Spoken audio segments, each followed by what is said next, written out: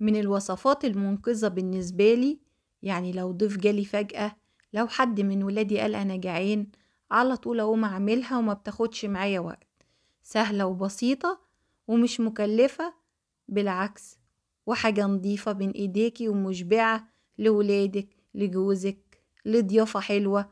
هنسمي الله، ومعانا نص كيلو لحمة مفرومة، وهنا معانا بصلة كبيرة فرمينها كده بميتها ما صفيناهاش، وهننزل بالشكل ده زي ما انتوا شايفين.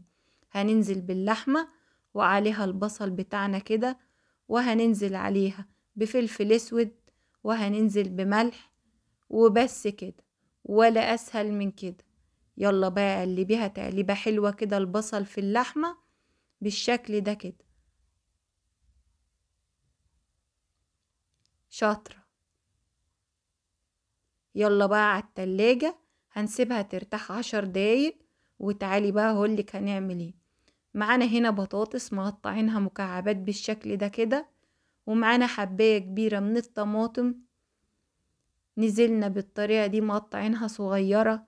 معانا قرن فلفل حار، وتقدروا تستبدلوه ببارد زي ما انتوا حابين. معانا هنا 7 بهارات، هناخد منها معلقة صغيرة.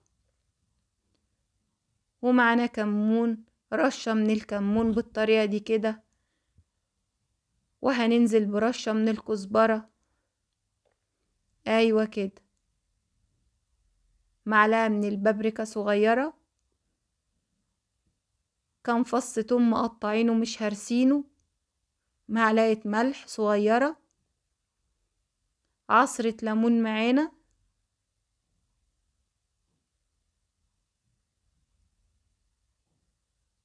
ايوه كده.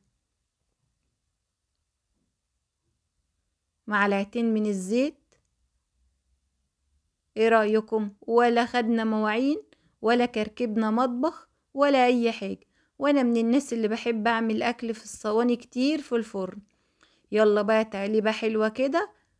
ولو لسه ما حطيتيش اللايك، يا ريت تحط اللايك وادعميني بلايك وشير، واشتركي في القناة وفعلي الجرس عشان توصلك اشعارات بكل جديد. طلعنا الكفتة وهنعملها بالطريقة دي كده، واستحالة انها تفك معاكي. خليكي معايا للاخر وانتي تشوفي كفتتنا هتطلع عاملة ازاي. هنعملها بالطريقة دي كده كلها، وهنشكل الكمية كلها بالشكل ده. معلقة صلصة، عليها معلقة سكر صغيرة، هننزل كده بشوية مية صغيرين، واديها تقليبة. ويا سلام لو كان عندك مرقة لحمة، مرقة فراخ، اي مرقة عندك لو متاحة، انزلي كده على الصلصة مكان المية، وهتديكي طعم كمان اجمل واجمل. هتنزلي كده. يلا حبة مية تاني في نفس الطبق الصغير ده، وهننزل بالشكل ده. فرن بتاعك مولعاه وسخن وجاهز، هتدخلي في الصينية. ولو مستعجلة عليها وعايزاها في 10 دقايق أو ربع ساعة بالكتير، فغطيها بورقة زبدة وورقة فويل، وهتطلع معاكي مش هتاخد وقت. هي ما خدتش أكتر من نص ساعة معايا. ولعي فحماية، شوية زيت من اللي نزلوا من الصينية، ويلا شمي بقى الروايح الحلوة. ولا أجدعها كبابجي عندك في البيت. بالطريقة دي اعملي رز أبيض بسمنة بلدي معاها، أو أي نوع رز انتي حباه، اعمليها وقدميها وقوليلي رأيك ايه. وهي دي كانت وصفتي النهاردة، يا رب تكون نالت إعجابكم.